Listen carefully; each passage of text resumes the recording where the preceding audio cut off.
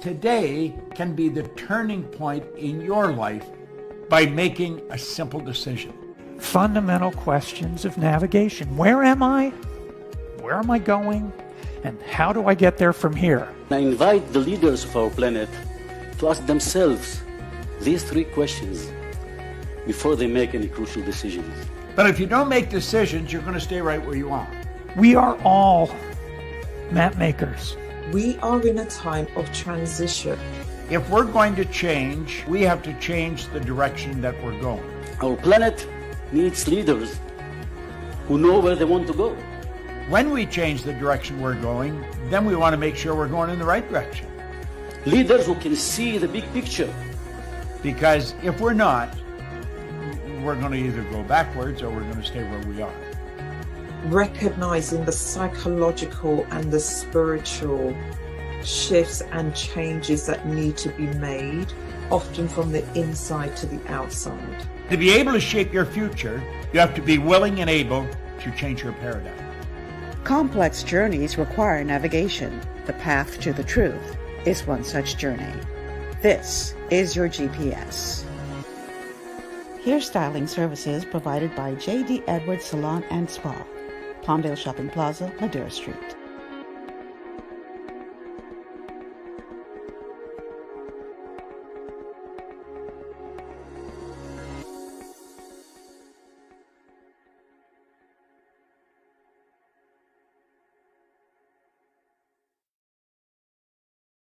GPS, Global Paradigm Shift, on Global 99.5 FM. I am your host, Michelle Malcolm, and as always, it's a pleasure to be in your company today. Thank you so much for tuning in on this bit overcast, but still beautiful Tuesday afternoon here in the Commonwealth of the Bahamas, the most beautiful spot on the entire planet. Yeah, I said it. I truly believe so.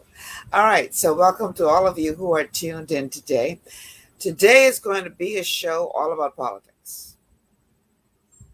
Okay, we're going to be talking about the dynamics involved as it relates to this upcoming by-election and what it means not just for the people of West End and Bimini, but what it means for all of us in the Bahamas. I think that this upcoming election this by-election, I should say, is going to be one for the record books in that there is so much that will ride on the outcome of this. So this show today is not going to only be about the surface of, the typical political rhetoric or narrative, but we're going to try to go a little deeper. So if you are used to snorkeling, I suggest you put down the snorkeling gear and go pull out your deep sea diving gear for this show, because this is not going to be a typical, political show per se. But we're actually going to go a little deeper. You all know how I go. Encouraging you to think outside the box. And so that's what we're going to be doing on today's show. So while I wait for my guests to come into the studio, let me go ahead and share how you can become a part of the conversation. Just bear with me here. Let me pull up that flyer, and here we go. So in order to ask a question, call in. The telephone numbers to call are 3260271, 3260271, 3260272, 3260272, or WhatsApp. You can WhatsApp us either by call or message, and that number is 242-801-0271. That's 801-0271. We're streaming live on Facebook on the official Michelle Malcolm and Global 99.5 FM pages, also streaming live on rumble.com. That's right, we're on Rumble nowadays. If you are new to Rumble, you can go ahead and just look for the channel Global Paradigm Shift. That's Global Paradigm Shift, all one word, no spaces in between. That's the name of the channel on Rumble, and you can view us there. We're not on YouTube, okay, which we're on Rumble. We're still working out the how to in terms of getting us on both Rumble and YouTube. We're working on that. So once we get that sorted out, then we'll be back on YouTube. Okay, so you can also download the Global 99.5 FM app to your smart device and check us out there. Or you can also watch us on Cable Bahamas Channel 974. And a huge welcome to all of you who are tuned in by way of radio. Welcome, welcome, welcome to the show. All right, so today we're talking politics. And you all know when we talking politics, there's only one fella I go after. And he named C. Allen Johnson. Because one thing you could say with C. Allen, love, hate, or in between, C. Allen has proven on past shows when we talk in politics and talking deeper than just what on the surface, C. Allen has presented some views that people say, oh, you're talking foolishness. And then time showed that he wasn't talking foolishness at all. But right down almost to the day, he was able to predict some things. I ain't gonna say prophesy because he ain't no prophet, but he was able to predict some things that would happen in the political landscape in this country. And so we going deep today, y'all. Put down the snorkel and get angle. Wait, we going deep, deep, deep today as to the ramifications of this upcoming by-election, because as you will hear, he's going to suggest that there's more to this election than meets the eye. So, C. Allen, welcome back to, I guess it's your second home by now. Welcome back to, welcome to GPS. When you say truth, when they say truth meets what? Huh? With your logo is truth meets. Truth meets critical thinking. Well, You ready for this? yeah. I mean, from the 25th of last month, I was kind of like sitting around waiting to see what's new, and what's next. Well, we're going to have that conversation today as it relates to this upcoming by-election in West End and Bimini, because there's more to this election than meets the eye. We know that the major political parties have now shown their cards as to who they're going to put forward for this election. We have a couple of independent candidates. We have Lincoln Bain from the COI. So 5 candidates in total who are vying for this seat that was left vacant by the late Obadiah Hercules Wilson. And speaking of which, before we dive into this conversation, I want to put a photograph up. C. Allen laughed because C. Allen sent this photo to me. For those of you who are listening by way of radio, this is a photo. I am assuming that it's been put out by the Progressive Liberal Party. It's a flyer, actually, not a photo, a flyer. And the heading says One Love, which we know was Obie's thing. He used to say it all the time. And it's an image of Obie, the late Obadiah Hercules Wilson, and Prime Minister Philip Davis walking together, side by side. And then underneath that image, it says Vote 2023, West, Grand, Bahama, and Bimini. Vote PLP. Got the PLP sign and everything. Boy, see, all I find this to be a very interesting image because I remember hearing from a little birdie that at some point when my late friend Obi was trying to get the nomination, man, he had to go through hell and high water just to get that nomination. He was persona non gratis. And now in afterlife, he walking side by side with the prime minister. What is that about? I'm waiting for the one with him and the chairman now. Boy, I know. I don't think they're going that far. You know what amazed me, right? Obadiah, my friend, where he had to fight tooth and nail up the food chain of the leadership of the Progressive Liberal Party leadership, who wanted him to be excluded from the 2021 election. The funny thing is that their candidate of choice was, guess who? Kingsley Smith. Is that right? Absolutely, yeah. So how is it that Obi was able to win the nomination after having all of that against him? One thing Obi knew is the constitution of the Progressive Liberal Party, but he also knew the power of influence. Okay. And what Obadiah, knowing the rules for the constitution, was able to convince the constituency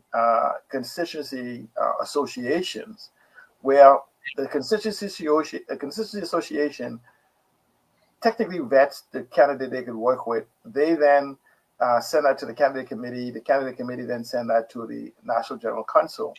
Obadiah was able to demonstrate that he had the support of the people in the community, the people in the community by extension, but by the constituents, the four constituencies, that he was their candidate of choice. Okay. And it's funny though, but guess who did exactly what Obadiah did? Shane Gibson.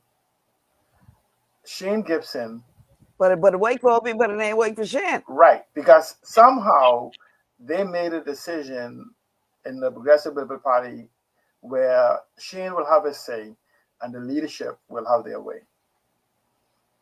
And so Shane had his say and the leadership had their way because, based on what a stalwart counselor who called a radio station said, is that when they went into the NGC, the room was small enough, they had standing room only. So the first thing the Prime Minister said was, okay, all of those in support of Kingsley Smith, please stand. So when they stood, the rest of the people who was already standing was then looked like this massive crowd for Kingsley Smith. So when they then asked, so who was in support of anybody of Shane Gibson, please stand. They only counted those now who are now standing, who was standing in the front of chairs. So Man, don't do it. You can't call them twice. Politics. Anyhow, finish your story. Yeah, so that's what I'm saying. So so once everybody stand, whether it was only 10 people who were sitting stand, they just counted it out. Now that's all of y'all who standing belong to Kingsley Smith. Okay, now all of y'all in support of Shane Gibson stand. So you say we already count all those who are standing over there, so we can only count these new ones who are standing now in front of the chair. So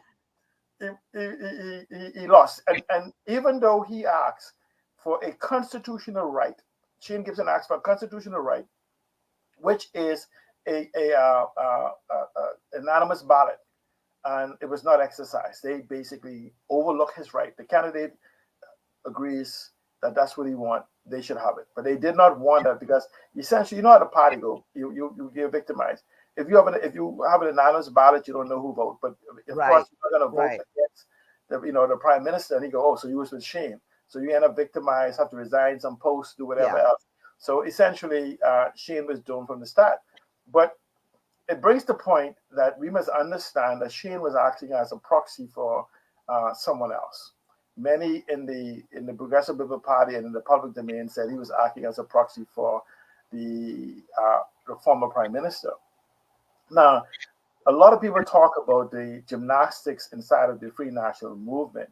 I'm going to come back to that. But when you look at the gymnastic in the Progressive Liberal Party, you have promises made, promises not kept. And so you may have as much as 3 or 4 factions within the Progressive Liberal Party that also beginning to take the position that Brave has to go. Not that the PLP has to go.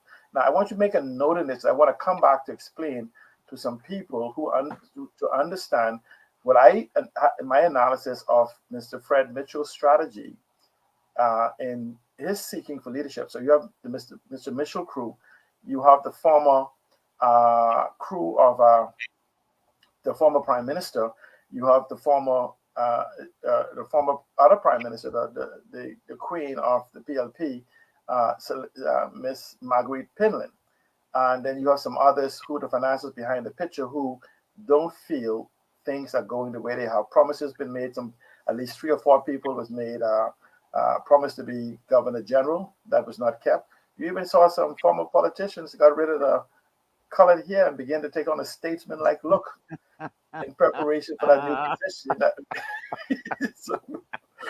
So there is some politics. Then you have the FTX debacle. You have an economic country that's technically economically stagnant amongst the people in spite of the economic growth, the economic supposed to be rebound of the economy. You have a prime minister running around the world complaining about being shot at while selling bullets. So carbon credits are bullets for people to continue to be shooting at you. And so you have an economy that's being neglected, and you have individuals within the party for ambition.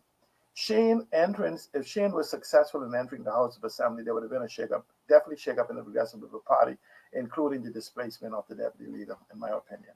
Because, so what you're trying to say is this by-election is more to do about the leadership within the PLP than it is to do with and the FNM. And the FNM. Yes. Okay. Yes. All right. We're going to get into all of that. But before we do, let's set the stage as to what has been happening leading up to where we are today. So everyone was waiting with bated breath to see who these 2 major parties would put up as their respective candidates. Now, Shane did something that many people thought, well, some people thought, I shouldn't say many people, but some people thought that it was in a bit of poor taste that he started campaigning even before OB's body was put in the ground. But be that as it may, he thought it was best for him to do that, so that's what he did. And he garnered, from what we could tell, quite a bit of support.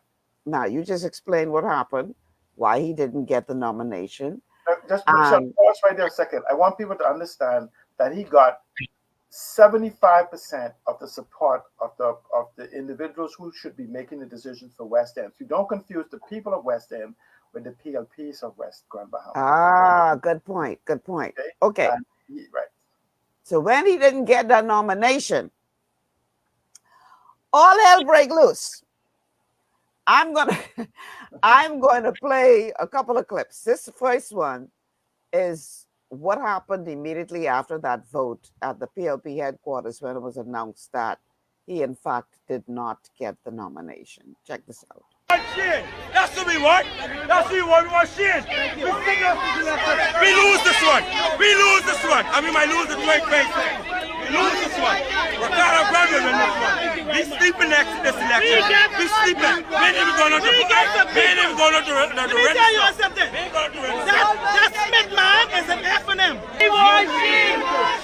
That's what we want. We want Shane. We want Shane. We want Shane. We want Shane. We want Shane. We want Shane.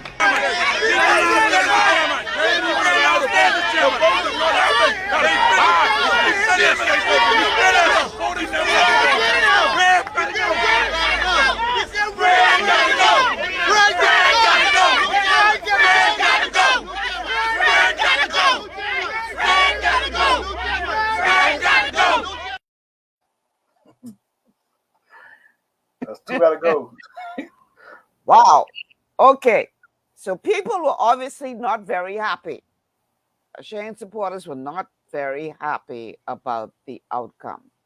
And then there was some talk about, oh, I forgot to upload that. There was some talk about Shane, whether or not he would go independent or whether or not he would, toe the party line.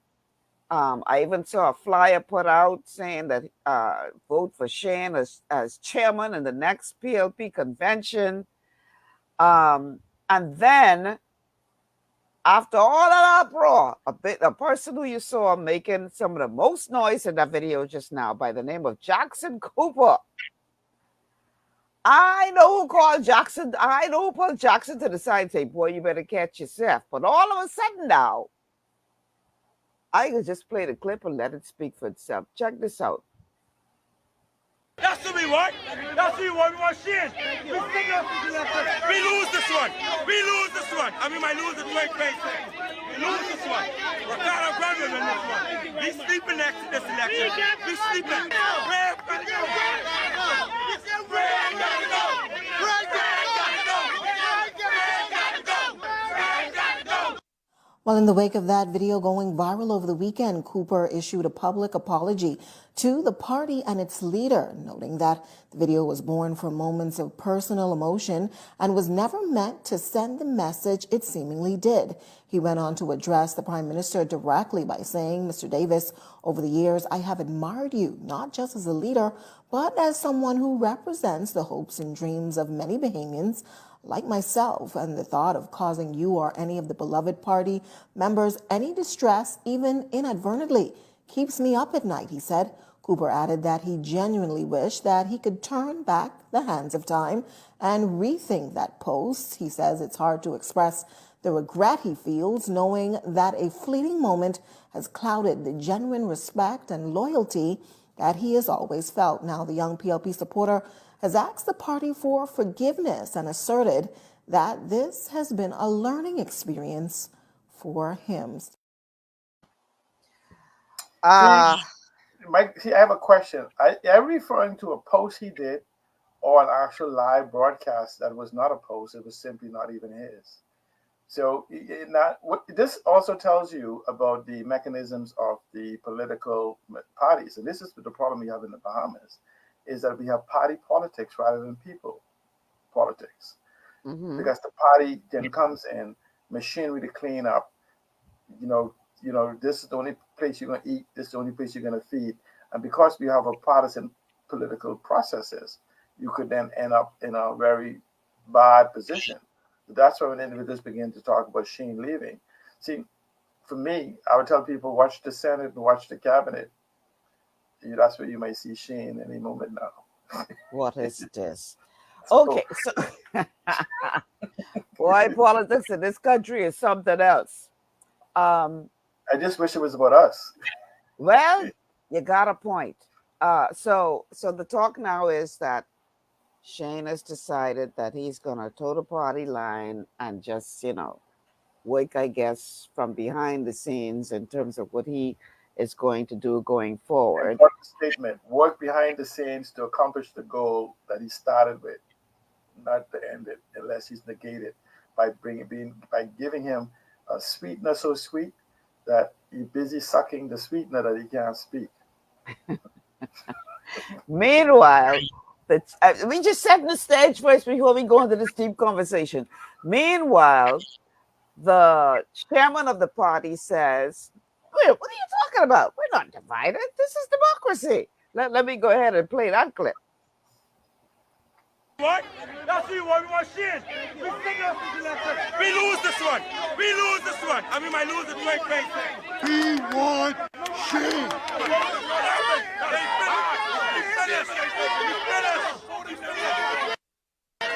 Outraged supporters of the Progressive Liberal Party vehemently voicing their objection to Kingsley Smith Jr. being selected as the candidate for the upcoming by-election for Western Grand Bahama and Bimini. Smith was ratified during a National General Council meeting on Friday, but those very same supporters preferred former Cabinet Minister Shane Gibson to be selected. With that said, is the PLP divided? The party's not divided. I assure you it's not divided. That's Party Chairman Fred Mitchell setting the record straight. party's united. We're going to fight as a united front, and we will win the seat. That's my prediction. And what about Shane Gibson? He was one of 10 aspirants looking to run on the PLP's ticket. Not only did he assert that he was the people's choice, but he told Eyewitness News that he was the Wilscombe family's choice as well. The fact that they would at this time say to me, and without any provocation, that they endorsed me, because I didn't ask them for an endorsement. They just said to me when they invited me, listen, we also want to let you know that the family endorsed you, right? And so the fact that they did that, it was a very humbling experience for me. Gibson made that revelation shortly after arguing that Mitchell was out of order after stating that the pool of candidates eligible for the upcoming by-election is limited to those the PLP considered in 2021. However, the party's Secretary General, Barbara Cartwright, publicly reversed that restriction. Gibson's hopes, though, of being ratified was crushed on Friday when Smith was selected. That said, could there be tensions between Gibson and the PLP? Gibson declined to comment on Friday night after the ratification and could not be reached up to today. I don't think the party is angry, so I'm not sure. I thought we were singing Kumbaya all along. You can get confused by seeing the back and forth which plays itself out in the public domain, which gives the impression, but that's the vigors of democracy. A line is drawn under it, and we've moved on. Mitchell maintains that party officials are content with who was ratified on Friday. He has significant ties to the Bimini community itself, so he was born in West End. His father was a stalwart councillor. His mother was a Martin. She was born a Martin, so he has significant ties to the West Grand Bahama community. Well known. He's performed well as chief passport officer. People are proud of his success as an attorney. So we think all the ingredients are there. Now that both the PLP and the opposition Free National Movement have both ratified their candidates for the upcoming by-election, what's left is deciding on a date on which the by-election will be held. The date has not been selected yet. The outside date is the 25th of November. It's likely to be after the PLP convention, not before. Jose Etienne, Eyewitness News. All right, Sterling. Just let me say on Mitchell them technically don't really have the date of the PLP convention, which is the 9th to the 11th. It can't be less than 21 days. So if you add 21 days to the date, it automatically falls beyond the PLP convention, nor exceed 30 days. So essentially, as time goes on, you begin to see that the 30 days literally is about to pass in another couple of days, another few days. So you could very well anticipate that this will be a 21-day sprint. If you wait till the end of this week or the early part of next week, that would mean they only have 21 days for this run, this election run. Let me just say that Shane Gibson, this attack that happened to Shane Gibson by the chairman of the party became personal when he said that someone is suffering almost like a PSTD that suffers from war, and that Shane needs to check himself, as well as he made himself saying that the individuals talking about Perry Christie, which is a one camp, as well as Shane Gibson, that they need to go into the sunset and they need to know when their time is up. For a guy that's 70 years old talking to a 62-year-old, I find it somewhat humorous. A guy that spent significantly more time in Parliament than Shane ever did. Also, so it became somewhat nasty. So I don't think that axe is buried within the party. So the problem is that the PLP do have more than 3 factions within the party that is having a power struggle. And you could very see it. If they want, we would have had governance over the last 2 years. We have had that governance. We've had marketing of governance. You cannot find anything effectively that has empowered or impacted Bahamians, considering that the Progressive Liberal Party is supposed to be a party often for and by the people. If you take Mr. Fred Mitchell, a statement he also made in regards to the results of the 2017 election, that the Progressive Liberal Party base now consists only of individuals over the age of 60 or 65 and those who have not made it up to high school or below. There's a increasing demographics in this country where 60% of the population is between, I was born since 1981. So it basically tells you that the Progressive Liberal Party, the base of the Progressive Liberal Party, who they represent, has diminished. And it's astounding that that base has been diminished. And when they say they represent the poor and we have increased poverty, that we have more poor people who think they have more supporters. So the problem then is that the PLP has lost its way. And I put to you, if the PLP was representing who they say they were, this conversation for West Grand Bahama would be moot, because that's the demographics of what the formal philosophical underlayment of the Progressive Liberal Party no longer resides. So you can't tell the difference. This is why you now have an FNM running against an FNM. And PLPs in West Grand Bahama is now saying, hold on a second, if we're going to choose an FNM, maybe we should choose a real one, Ricardo Grant, rather than the Okay, one. Hold it right there. We're going to touch on that on the other side of the break.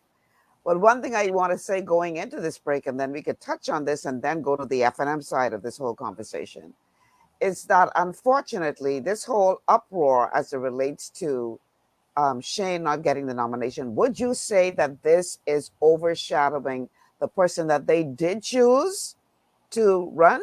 Do you think it in any way is doing that? That's yeah. I'm saying we go into details of that on the break, because we have to come to when we touch the FNM, we have to touch on that. But Okay. Absolutely, it does. So let's go to the break, and then we'll come back in details on that. So I won't Will do. All right, we'll be back after these words from our sponsors. This is GPS. Stay with us.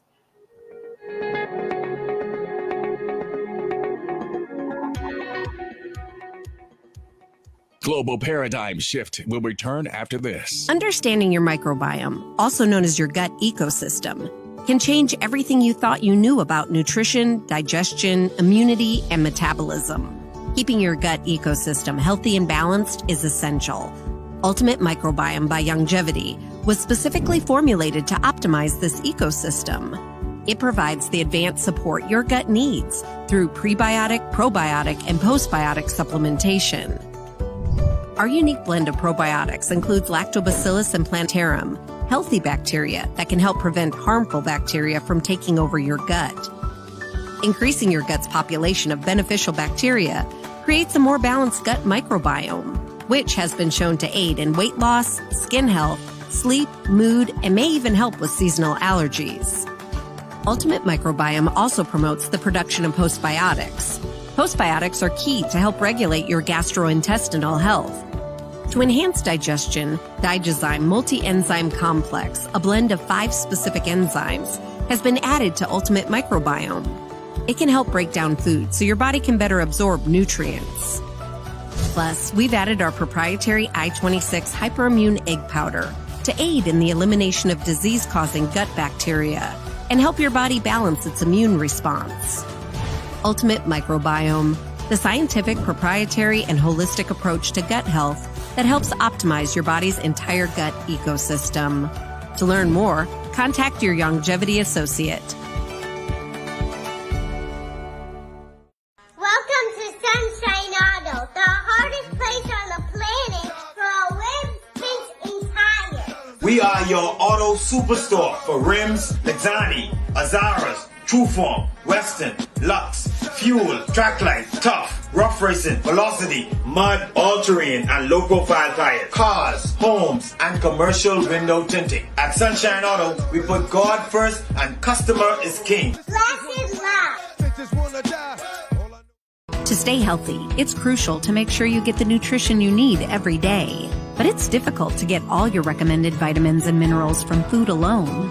Even in the United States, 94% of people are deficient in at least one nutrient.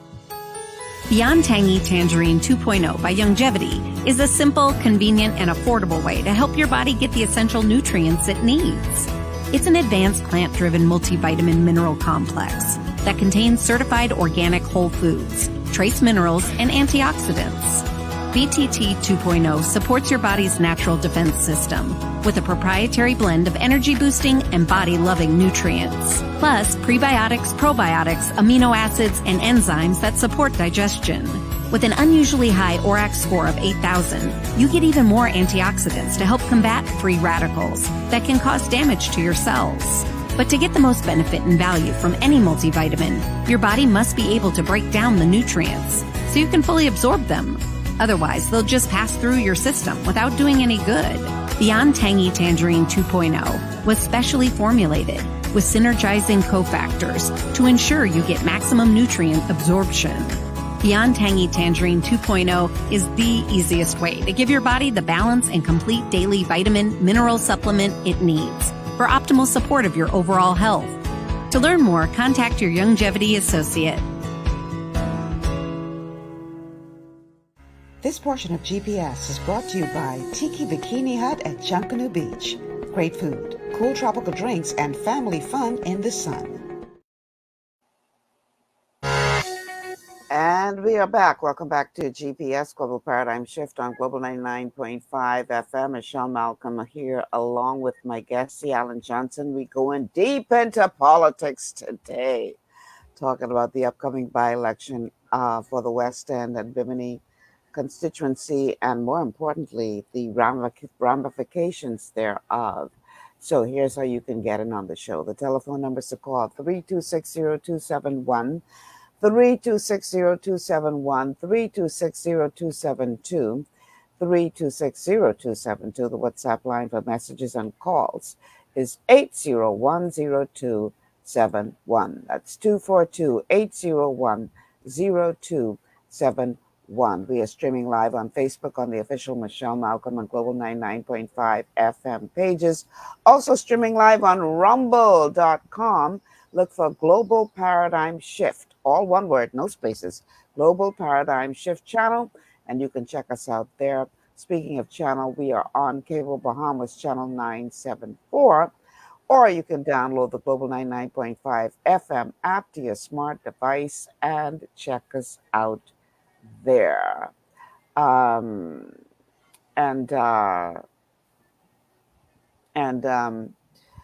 You can also tune in by way of radio. Thank you to all of you who are tuned in and listening, either here in New Providence or Grand Bahama, or throughout the Commonwealth of the Bahamas. And a huge welcome to all of you who are tuned in from around the world. So my guest today is C. Alan Johnson. We are going deep, deep, deep, deep, deep as we look at this upcoming by-election. There's more to this than meets the eye. And, you know, we always try on this show to look beyond the surface, and that's clearly what we're going to be doing today. Now, first portion of the show, we talked about the PLP.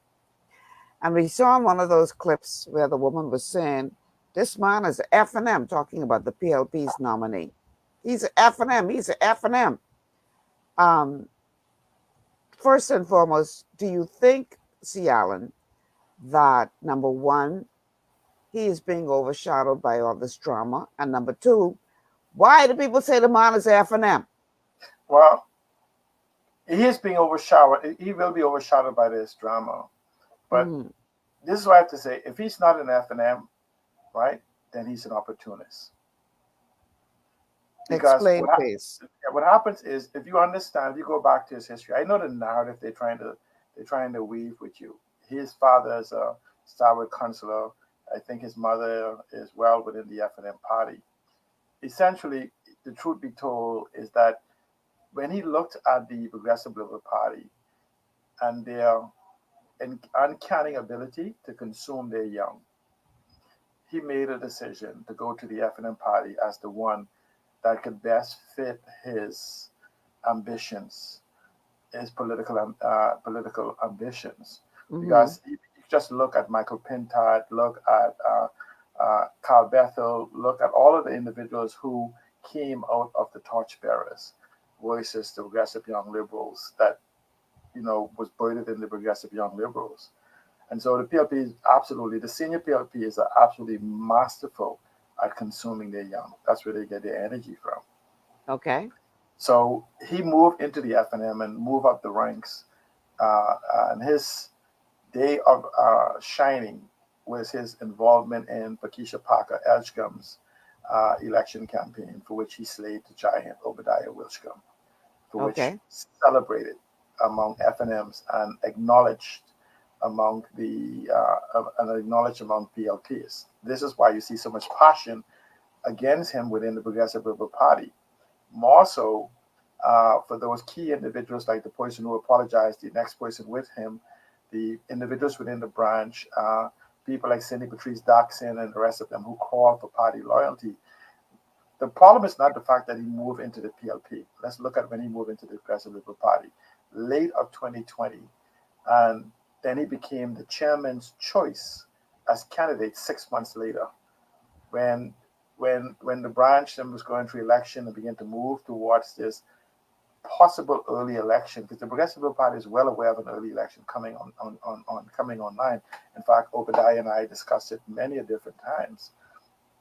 Was that here's a guy that 6 months, 7 months, whatever, within the Progressive Liberal Party was already being secretly pushed front and center to be the candidate to succeed the person who he was able to unseat by proxy, utilizing the FNM candidate Pakeisha Parker Edgecombe. And that brought some anger within the party in the early part of 2021, or September of 2021, when they were pushing him to replace Obadiah Wilson. Not they, at least the chairman was. There's some other people like Paco, and even you have to understand that Miss Ginger Moxie was also a candidate for West Grand Bahama before she got the candidacy for Pine Ridge. A polling which should have happened with Shane Gibson happened, and I think Obadiah Wilson came back with 195 votes, Paco 4 votes, Kingsley Smith 4 votes, Ginger Moxie 4 votes, and somebody else with 1 vote or something of that sort. That just showed you the overwhelming support that Obadiah have, which is something Shane Gibson duplicated. When people say Shane Gibson was campaigning with PLPs, not campaigning necessarily in the community. He was basically using a successful strategy that Mr. Obadiah Wilshcombe utilized to keep him, that was being utilized to suppress and murder the party. So now let's go back to the FNM. I want to come back to the FNM, but absolutely, among many PLPs, the current PLP candidate looks like an FNM infiltrator into the party that is now being sold as a genuine PLP by the virtue of omission of exactly his participation and involvement in the Free National Movement. The FNM now has a candidate. They're showing a real or imagined a sense of unity that all of those individuals that had an interest in the seat for West Grand Bahama somehow were able to get together and have consensus amongst themselves to let Mr. Bishop Ricardo Grant be the forerunner, the candidate going forward for this seat. So the FNM came out with a score of 9 in the form of a sense of unity that may hide the magnificent maneuver that's going on behind the scenes also. Because don't believe the FNM is without its... Let me just say this, though. Based on his early performance, some people saying they should have an uproar to have more than them as a choice. Now, let me... I want to know. I want to come back to that. I have a statement for that, right? Hold on. Let me just say this. And I hope that statement just now didn't ruin my chances. It is my intent to try to get all of the persons who are vying for the seat on the show individually. Okay, so I want to get the PLP candidate on. I want to get the FNM candidate on. I want to get the Coalition of Independents candidate on. And I want to get the 2 independent candidates on. I'm trying to get everybody on. Yeah, right? I can make sure I reach out to all of them and tell them, don't be scared. I'll promise them not to be on with you. That's No, I ain't got you on with them. It's just gonna be me and them. And then whoever will call in or comment can call in or comment or whatever, right? But I can't ignore this. That's right. I can't ignore this early performance of the FNM candidate. Yeah. I mean, even the Guardian came out with an editorial and described him as underwhelming. Yeah. So, before you go into your spiel about who, what, when, why, let me play the first clip I want to play with regard to this candidate that the FNM has put forward in the person of Bishop Grant.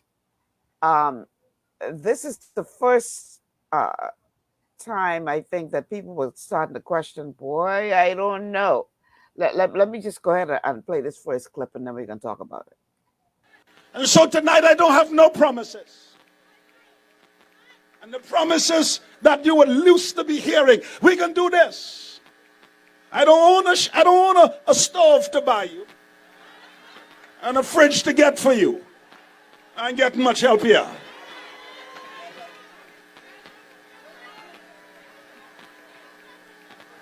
I'm a bishop and prince in the Lord's church. So my pocket ain't too deep, it's very shallow.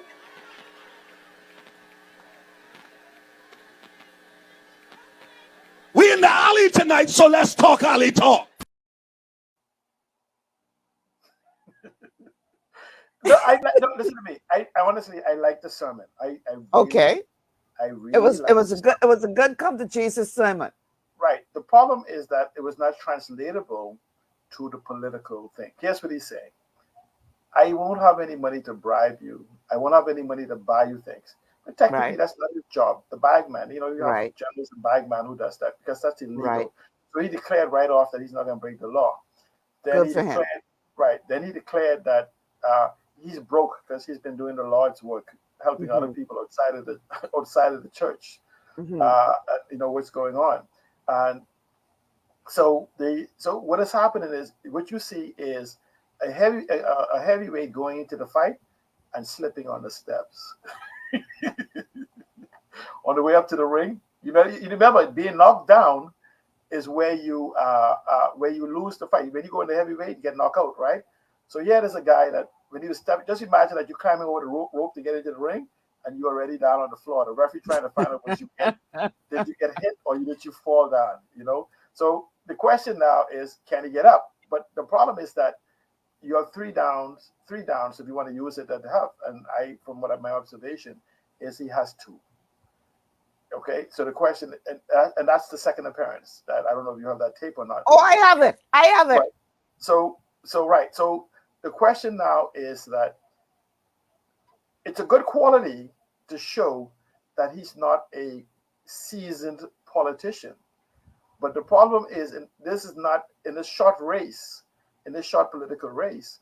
This ain't a time to, how you say, like, what's the Golden Girls will tell you? You can't be tying lacings when they're in the bell, when the man will shoot the gun. Okay, you'll be like, oh, oops, I forgot to tie my lace. Meaning, you forget. Tying your shoelaces is an analogy of being prepared right away when the gun goes off. And so the question is, we've seen people come from behind and slip ups and win the races. The question is, can he reboot and not make a third error and come with a thing, with a process? See, let me just say this. We're going to explain why this is very important, because I'm not impressed with the guys that says nothing, right, and a guy that has nothing to say. They're both the same to me. And that's for both of these political individuals, because they are simply tools of the party because of the party politics, the way we govern in this country.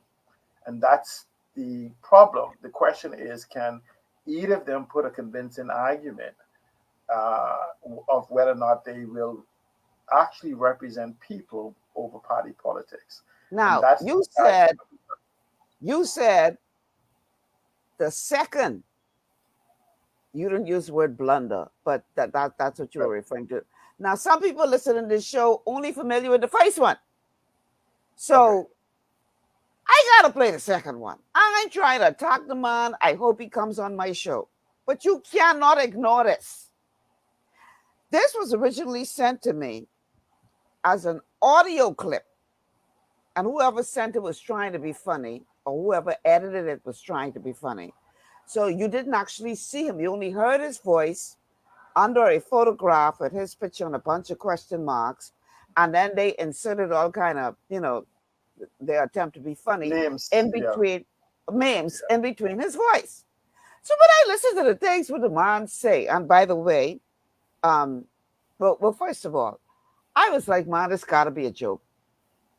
Somebody playing a prank. Somebody somehow find his voice and somehow manipulating it. This got to be a joke. This can't be for real. So I decided, before I go ahead and run with this, I gotta find this thing on videotape to see if this real, because this can't be, this got to be a joke. So I dig and dig and dig and dig until I find the video. I say, my God, great God from Zion, to see a joke. Okay, what am I talking about? He recently appeared on Monday, October 23rd, that's yesterday, on a show in Grand Bahama called Run Your Mouth with the host Sasha Pindle. Now, he obviously took the title of that show literally. I didn't think of it like that. The show name, Run Your Mouth. I can let this play. I can let this clip play in its entirety, okay? I ain't it's long. It's over 7 minutes long. But he took the name of our show to heart, the show name Run Your Mouth. The host asked him one simple question. What is your plan? And boy, did he run his mouth. I can let y'all hear the clip first before we go ahead and comment on what was said, or more so what was not said in this clip. So let me go ahead and play that. And so tonight I don't have no promises. And the promises... That's the wrong one. Here's the right one. What are your plans for West Grand Bahama and Benin? Well, let me give it to you. It's two versions. First of all, there's the short term and there is long term, as far as planning is concerned.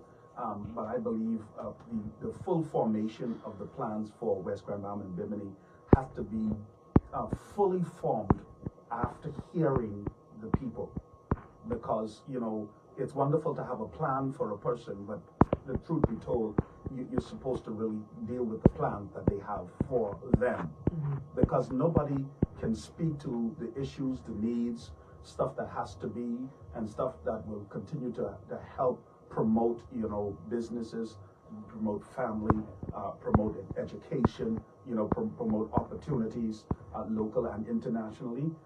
And nobody knows it better than those persons who live it every day, that can help speak to it, so that there can be a complete formation of a comprehensive plan and the way forward for the constituency, the largest constituency in the Bahamas, West Grand Bahama and Bimini. And so for myself, what I envision from my heart for West Grand Bahama and Bimini is the fact that I believe now she should move from a settlement mentality to a metropolis mentality.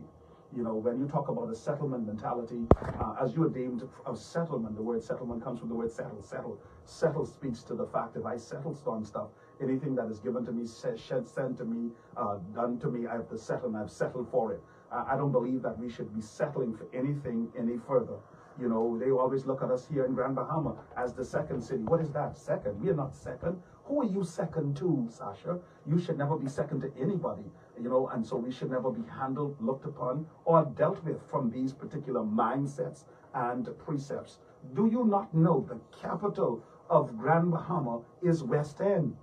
West End holds the capital of Grand Bahama. And so I believe one of the things long term that has to happen is we must now tap back into that and take our status and our rightful place as the capital, because if the island is going to thrive like it needs to, it has to stem from the capital, from the head, and it runs down. And what has happened is we've been trying to cause this island, which West Grand Bahama and Bimini part and parcel of, has been starved out from her status and holding that metropolis type flow, where, when you deal with metropolis, it speaks to business, it speaks to corporations and companies and things being formed out of her, where she can be all she is called to be and has the potential to be. Because if we have the largest numbers and we are the largest constituency, that speaks volume all by itself. So that's part and parcel of what needs to happen. So we deal with port of entry, we have to deal with major infrastructure, we have to deal with all of what comes along with being the metropolis, because in West Grand Bahama, we don't have a bank. you have one ATM machine facilitating the whole entire area. That's wrong. That's very, very, very wrong.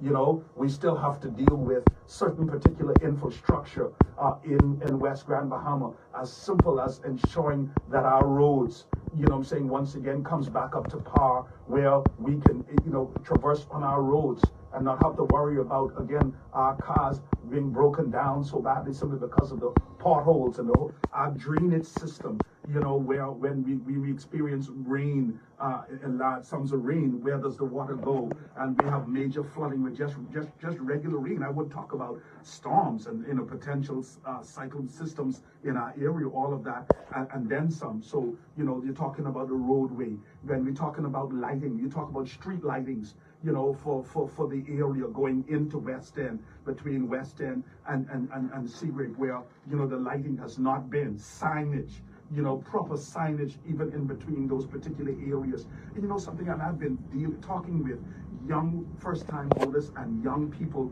and I say young people between the ages of 18 to 35, 40 young people, and I'm talking to them, and they're the ones saying, listen, I said, Brightly, tell me what is your concern? And I was so pleasantly surprised to hear my young people say, you know what, Mr. Grant, Bishop, I want sign on my corner. Every time I turn, there's no sign. The light is poor. And they said down through these areas, the road is just very poor. And I'm like, wow, this is what we have in what we call the generation that they even not looking at and consider that is articulate, they're smart, they're sharp, and they see things, and you ain't gonna just get by with them with just anything.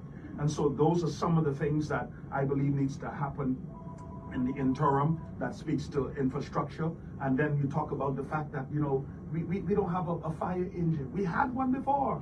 Why isn't there a fire engine? God forbid there is a fire to homes and stuff of that nature, you know, in quick real time. We don't have an ambulance in our area. This is the largest, this is the 21st century. And I'm saying 1,000 times no. We can't be going backwards. We have to go forward.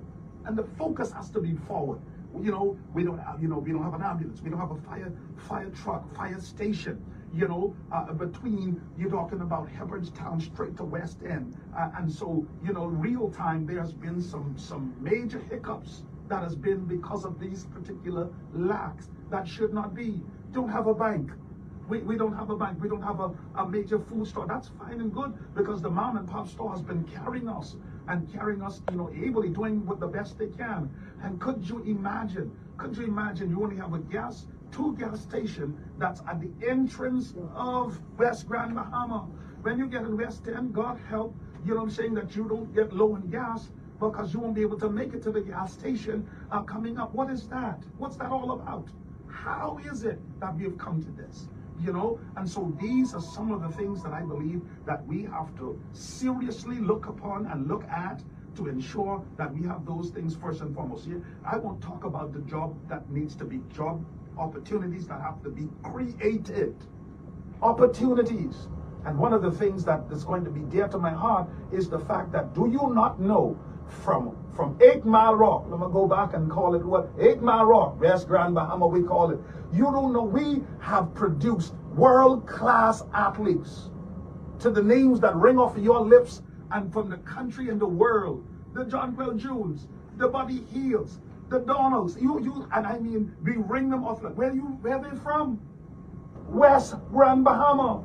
Do you not know, you know, we don't have a proper diamond for them to play, to practice softball, baseball, all right? We don't have a track field. We don't even have a swimming pool to make sure to develop, harness all of this talent right home. You have to leave 8 Mile Rock for everything in order for you to try to become something. This is wrong. Okay.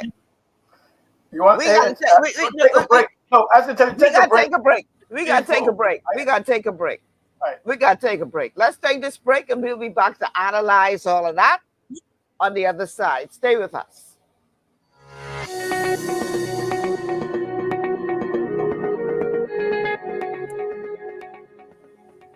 Global Paradigm Shift will return after this. This is Global Radio. Your body's immune system is under constant pressure from things like stress, lack of exercise, and toxins in the environment. It's crucial to be proactive and support your immune system with the nutrients it needs to function effectively. But it's often hard to get these nutrients from food alone. Introducing fast-acting Zinc Plus Immune Support by Longevity. Unlike zinc-only supplements, Zinc Plus Immune Support builds on the proven power of zinc and adds complementary nutrients to give your immune system extra support. Vitamin D helps balance the effects of zinc, while our proprietary blend of natural fruit and root extracts provides the extra help your immune system needs to work against daily stressors. And we've included Longevity's exclusive plant-derived minerals to give your body the minerals it needs, but can't get from food alone. And because Zinc Plus Immune Support is delivered in a great-tasting, sugar-free, berry-flavored lozenge, it encourages quicker absorption of all these nutrients into your body. Zinc Plus Immune Support. Zinc plus the extra support your body needs to promote a healthy immune system.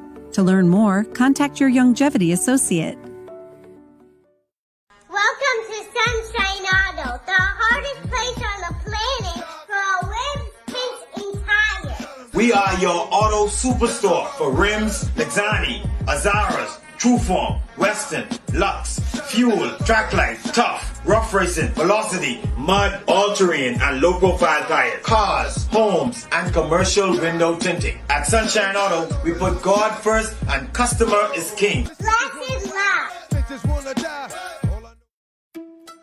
It's gotten harder and harder to get your daily requirement of vital nutrients from food alone. Without additional vitamin and nutrient support, your health and well-being can suffer drastically. That's why Z-Radical was specifically formulated. It combines a blend of antioxidant-rich vitamins, minerals, and botanicals with the protective powers of fucoidan to help fill the gaps from lack of nutrients in your foods. The core of Z-Radical is fucoidan, a naturally occurring polysaccharide that helps stimulate immune reaction, protecting you against inflammation and oxidative stress. We harvest this powerful mineral-rich nutrient from brown seaweed, harvested only from the world's most pristine ocean waters to ensure the purest quality. It's then extracted using cold process technology to ensure maximum levels of bioavailability. Then we add essential vitamins that help to protect your cardiovascular and nervous systems and are crucial for optimal immune and neurological function. Z-Radical also includes a proprietary blend of delicious antioxidant-rich fruits and berries. This great-tasting combination helps your body combat free radical imbalances that can contribute to a variety of degenerative conditions like arthritis and heart disease. Z-Radical. Experience the power of fucoidan with antioxidant-rich berries, 8 essential vitamins, and more to provide you with potent health benefits. To learn more, contact your Longevity associate.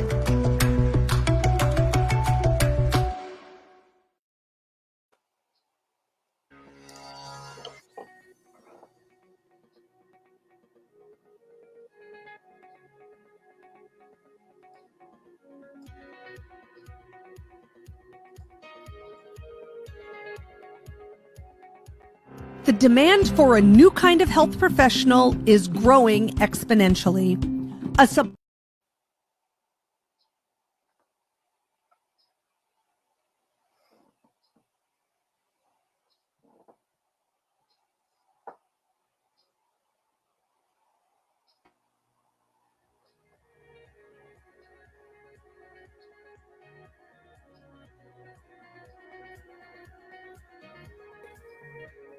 Here's how you can get in on the conversation. I was muted there. 3260271, 3260271, 3260272, 3260272. The WhatsApp line for messages and calls is 8010271. That's 8010271. We are streaming live on Facebook on the official Michelle Malcolm and Global 99.5 FM pages, as well as our rumble.com. That's right, new site, rumble.com. Look for Global Paradigm Shift, Global Paradigm Shift, all one word, on rumble.com, and you will be able to join in on the conversation there. The numbers to call 3260271, 3260271, 3260272, 3260272. The WhatsApp line 8010271, 8010271. And you can also download the Global 99.5 FM app to your smart device. Check us out there. And last but not least, a huge welcome to all of you who are tuned in by way of radio. Welcome to the show. And those of you who are watching us on Cable Bahamas Channel 974, welcome to all of you as well as welcome to those of you who are going to be watching the show later on who couldn't watch it live. Welcome to you all. Okay, C. Alan Johnson is my guest, and we talking politics. So prior to the break, in case you missed it, we played a clip of Mr. Bishop Ricardo Grant, the FNM's candidate in the upcoming by-election. He was appearing on a show in Grand Bahama called Run Your Mouth with host Sasha Pinder. She asked him one question, what is your plan? And he referred back to the name of the show, Run Your Mouth, because that's exactly what he did. He spoke for 7 minutes and 45 seconds answering that question without answering the question. And you listen to this man talk for 7 minutes and 45 seconds. And after he finish, you say, what did he just say? I tell you, when I first heard it, Alan, I figured this was a joke. Somebody playing a prank on this man, somebody being wicked politically. I say, man, I got to dig till I find this video. When I find that video, I say, well, mother sick. This man really say them things. And again, this is not an attack on him. God knows. I want him to come on my show. But I couldn't ignore this, Alan. I couldn't ignore it. Let me just, okay, let me put a little disclaimer, because I know Bishop Ricardo Grant, because we had an initiative over a year ago, not before he moved towards this political scene. I was involved with him in the key into establishing something called the West Grand Bahama Community Development Corporation. And I think what he did in that thing was eloquently touch on many of the problems. But the question to him was, what is your plan? Which should have been some remedies for those problems that he stated. I think I heard a little touch where he says, I think somewhere in the beginning where he talked about building the people and empowering this and empowering that. But that was an incoherent utterances that did not reflect an answer that I'll be expecting from him. For me, I smile because I'm saying, here's a community builder trying to be a politician rather than just being himself.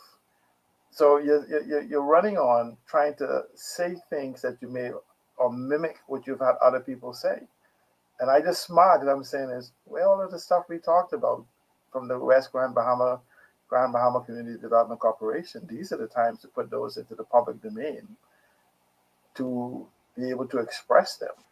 Because so, and that's an excuse. What I see is that he is a community, like you say, in the church, your intent is to build people, to save people, to strengthen them in the environment.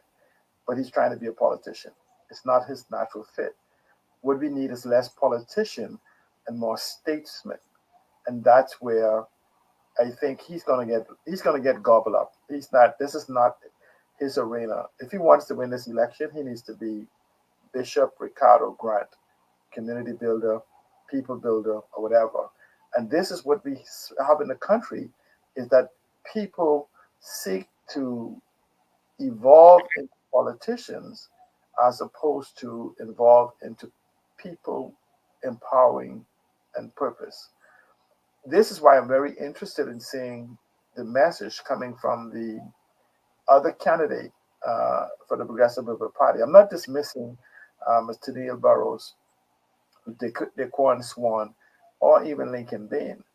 I think that in any main meal, you should always have side dishes. Like a little corn, a little salad. You ain't easy at all. but, but everybody knows that the PLP, the F&M is one of them is going to be the meat, and the rest of them going to be like the rice and everything else. Okay, and so the drinks will come later. The sides will be later. That's what I see the three of them are. So far, and and this is where we're crying in Grand Bahama as a whole, not just West Grand Bahama, because I consider them as one and a part of the same. I grew up in West Grand Bahama. Okay, I am, for those from West Grand Bahama, I came from Crazy Corner. And that wasn't because we were crazy. That's because y'all didn't understand intelligence back then. My goodness. And West End, the capital. And so I know in my youth what West End used to be. West End was part of the flame that ignite the concept that brought about this whole Grand Bahama being the Magic City. Well, the fire started in West End with the Jack Tar Hotel, and that was the life of where everybody from 8 Mile Rock and everywhere else that we call it used to go to West End to work before Freeport became what Freeport was. And so we understand the potential of what West End is and what West End can become. You have 3.5 miles of scenic, beautiful water along the shoreline. If you go to the other part of Guinea, a lot of people don't even know that we had 2.9 miles of white sand beaches.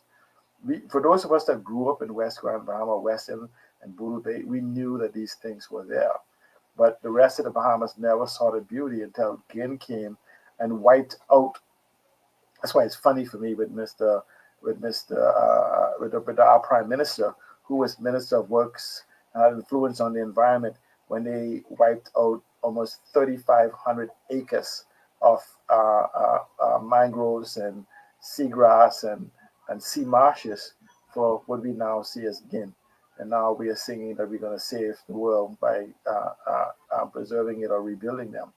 And so West Grand Bahama is the linchpin of the intelligentsia needed to be built to restore Grand Bahama.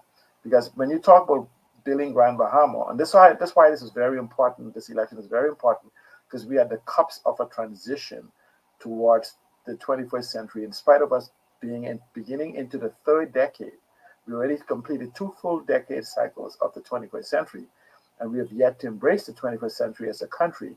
You hear, for at least the last 3 administrations, talk about Grand Bahama being the Silicon Valley of the Caribbean, Silicon Valley of this region. They're actually speaking the truth, but we don't have leadership that understands that, it isn't about you building, it's about you surrounding yourself with capable and competent people that can build for you. You don't see Elon Musk or Bill Gates or any of the other people out there physically doing the work. They bring the vision, they inspire people to work with them, to work around them. And this is where the failure of our leadership on Grand Bahama has been, because we keep looking to politicians to solve the problem. And this problem, it will persist if we begin to look to any of these 5 politicians for Grand Bahama as the solution, where I think where Bishop Grant may have touched on it, the solution is us. But then he went back to a political message. First, he touched on what the solution was, and then he got sucked into the vortex of political expediency, sounding like in being a politician, rather being, someone who goes into politics but doesn't adopt the culture of politics. So, do you think that these political parties understand the value of the image of the person they put forward? So in other words, like in the United States, for instance, you best believe that before somebody puts themselves on a ticket publicly, they have already had a series of private sessions preparing them for what will inevitably be thrown at them on the campaign trail. So they already know how to speak. They already know how to stand. They already know how to direct their answers to a particular demographic. They have been prepared. I feel like they just grab any and everybody and throw them in the middle of the ocean and say sink or swim. But let's go back to Ricardo Grant. Listen to what you said. He's already a global speaker.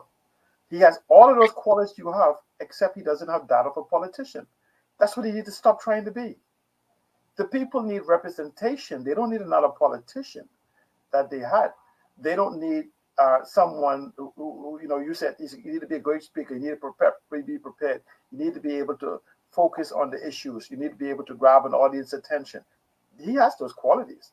But what you saw for the last two times was trying to fit in. Now, if you observe I kind of, for people who don't understand politics, I like the bantering that happens between Michael Pintard and the Prime Minister. But I can tell you what Brave Davis is going to miss. The one thing, the jewel that he and the chairman basically attempt to reject it, was the most valuable asset they had in Parliament. You had a person that knew historical where we were and where we came from. You knew a person that understood how Parliament worked. He understood. He had the institutional memory and the ability to speak exponentially or without any paperwork or anything to those issues. He had the ability to remind FNMs what they have done or what they didn't do, something where the rest of Parliament must go to the paper. If you notice that the only three people in Parliament that spoke without notes was Wayne Munro, Michael Pintard, and Obadiah Wilshcombe. Now, Wayne Munro has that new position as leader of government business, but I don't think he has the political institutional knowledge of who the PLP is, where they have come, and what they have done to be able to defend it as passionately and as sincerely as Mr. Obadiah Wilshcombe would have in that position.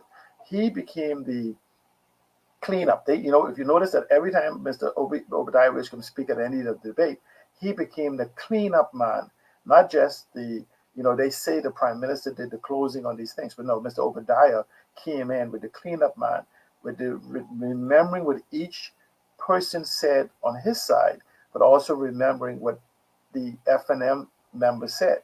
So I think now that Michael Pintard will have a great opportunity to shine now if he actually do not seek to go to the politics, because he had somewhat dropped the politics debate and try to have a reconciliation of saying that we need to embrace an all-inclusive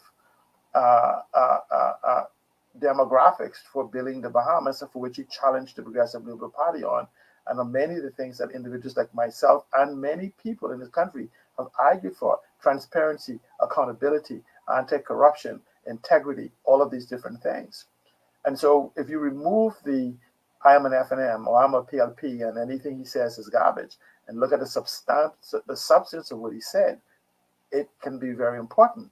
That's why I think it's important for Mr. Grant not to become a politician, but become a support system for Mr. Pintard in his messaging.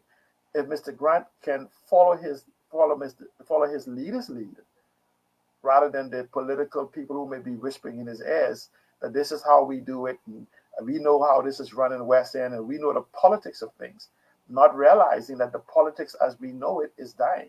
We need new forms of leadership, coming into our House of Assembly.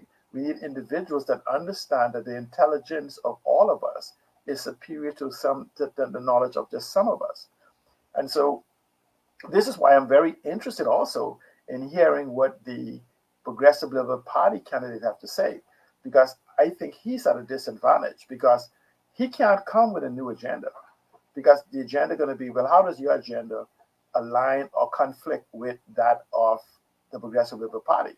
And then if he says, I'm going to wait on the support of the government is going to help me do this, the question I have for him is why the government didn't do it before you.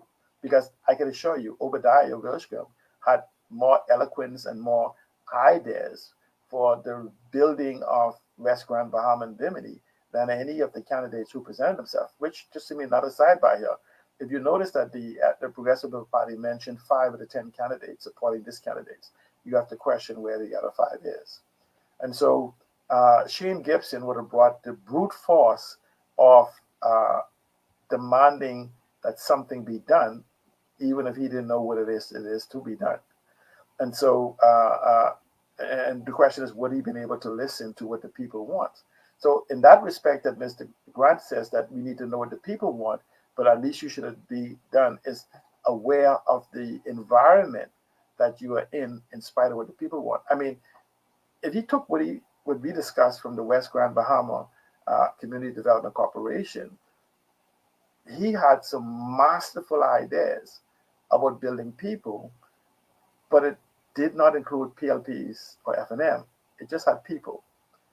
And so now, again, I'm saying to him, if he's listening, go back to being you. Okay? And I'll tell Kingsley, be you. Don't be Fred Mitchell. We don't want Fred Mitchell. They are of an era of the bygone. Even Mr. Brave Davis, which has been demonstrated by a superior document called the Blueprint for Change, that no one in the party seems to know what is in it. Or if they know what's in it, they've just seriously chosen not to implement it because it would empower people while diminishing their personal influence. And so Mr. Kingsley Smith will have to bring his game that supersede those who personally hand-selected him to carry out their agenda for power and influence within the political party within the Bahamas. Let me ask you a question. Let me ask you a question. Do you think it would be beneficial? I'm trying to figure out how to ask this question. I want you to break down for me, in your opinion, the benefit would be for each of those 2 political parties if they were to win or to lose the seat. Okay. I hope I am asking the question in the right way. I can extrapolate from that. Let me go first with the PLP.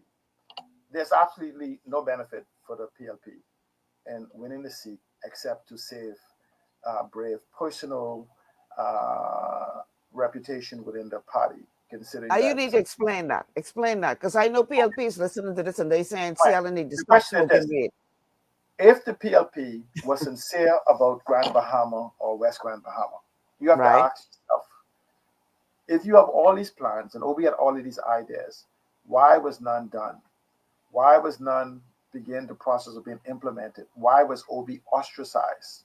Why was Obi overworked in such capacity that he couldn't even come back to Grand Bahama to execute Grand Bahama or Bimini to execute the very things that you supposed to be now will say, Obi, this one is for Obi. There was no love for Obi in this current administration in the power struggle. I could say this. One person that I could say had genuine love for Obi as a politician, as a friend, is Glennis Hanna-Martin. That's not doubt.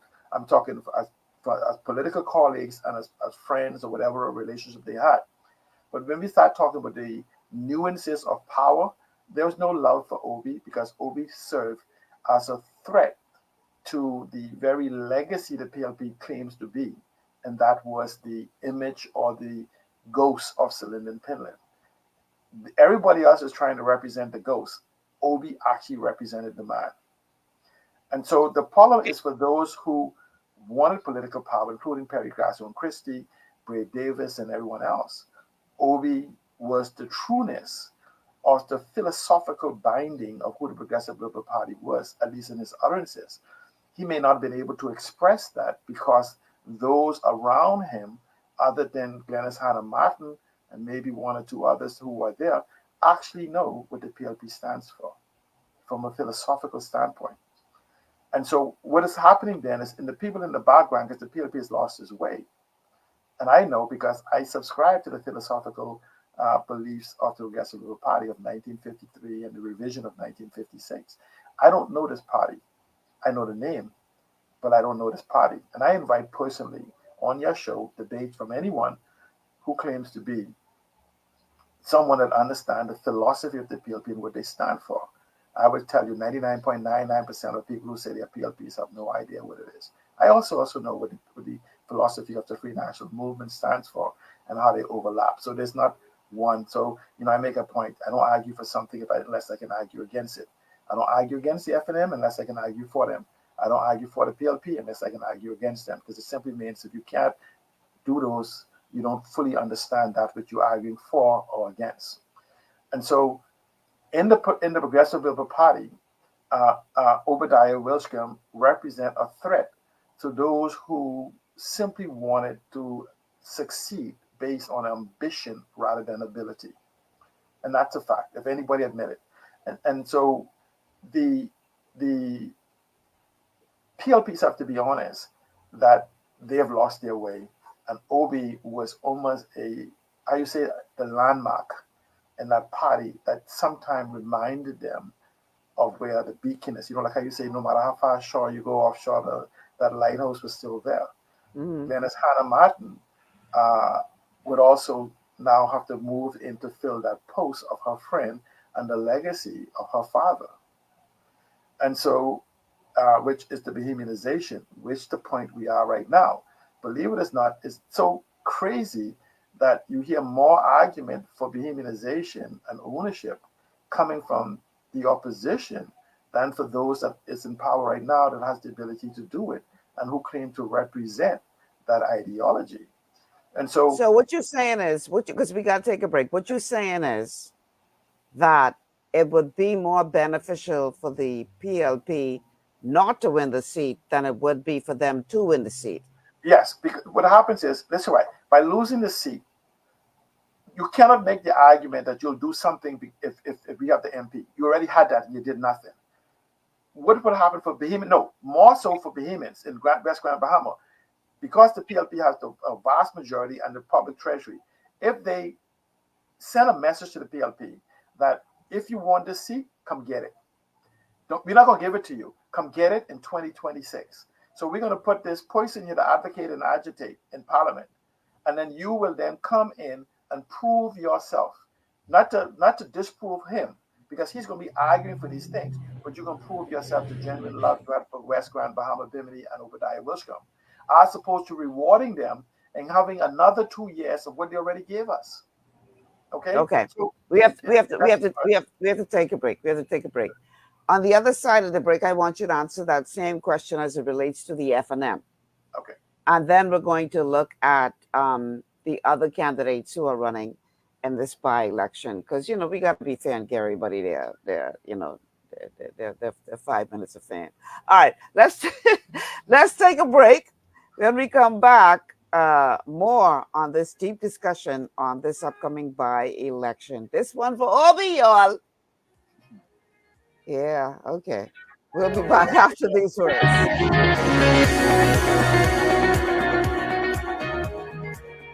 Global Paradigm Shift will return after this. At Lee Air, safety is our #1 priority. Flying since 1996, we offer scheduled flights into Fresh Creek and Mangrove Key Andros and Great Harbor Key, Berry Island, twice daily, 7 days a week. Affordable charter services are also available to anywhere in the Bahamas and the Caribbean. Lee Air Charter Services. Call 225-3267, 702-7127, or 322-1317 for reservations. Understanding your microbiome, also known as your gut ecosystem, can change everything you thought you knew about nutrition, digestion, immunity, and metabolism. Keeping your gut ecosystem healthy and balanced is essential. Ultimate Microbiome by Longevity was specifically formulated to optimize this ecosystem. It provides the advanced support your gut needs through prebiotic, probiotic, and postbiotic supplementation. Our unique blend of probiotics includes Lactobacillus and Plantarum, healthy bacteria that can help prevent harmful bacteria from taking over your gut. Increasing your gut's population of beneficial bacteria creates a more balanced gut microbiome, which has been shown to aid in weight loss, skin health, sleep, mood, and may even help with seasonal allergies. Ultimate Microbiome also promotes the production of postbiotics. Postbiotics are key to help regulate your gastrointestinal health. To enhance digestion, Digizyme Multi-Enzyme Complex, a blend of 5 specific enzymes, has been added to Ultimate Microbiome. It can help break down food so your body can better absorb nutrients. Plus, we've added our proprietary I-26 hyperimmune egg powder to aid in the elimination of disease-causing gut bacteria. and help your body balance its immune response. Ultimate Microbiome, the scientific, proprietary, and holistic approach to gut health that helps optimize your body's entire gut ecosystem. To learn more, contact your longevity associate. For all your building needs, it's Carib Construction and Project Management on Gladstone Road. We build it all: schools, homes, hotels, and more, including structures requiring a Phase 3 electrical contractor. We also provide project management services. The first step towards your dream building begins at Carib Construction and Project Management. Call us at 376-1556 or 341-4466. One of the things I love about the mailboat is their relationship with Bahamas Air. I can earn travel points on my international freight and redeem them when I fly. For me, online shopping is easy with Mailboat's U.S. addresses and regular freight delivery to Nassau. Plus, I can always prepay customs and freight, and they always notify me when my package arrives. Yeah, a lot of people think the Mailboat is just for shipping, but they also offer a safe and secure storage facility at affordable rates, all in a central, convenient location. We also offer passenger service into Freeport multiple times per week with a seating capacity of over 450 persons. With family movies on large screens, one hot meal included, and on-board lounge for snacks and soft drinks. We're the Mailboat. We're bridging people, products, and places.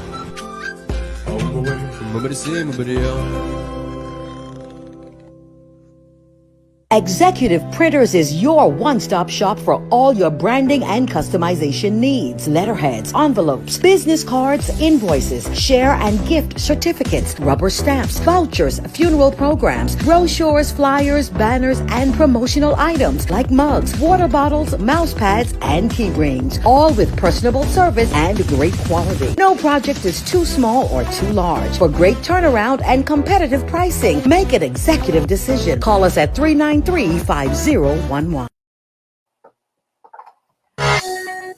Welcome back to GPS Global Paradigm Shift on Global 99.5 FM. Michelle Malcolm here, along with my guest, C. Alan Johnson. We're going deep into politics today. The telephone numbers to call 3260271, 3260271, 3260272.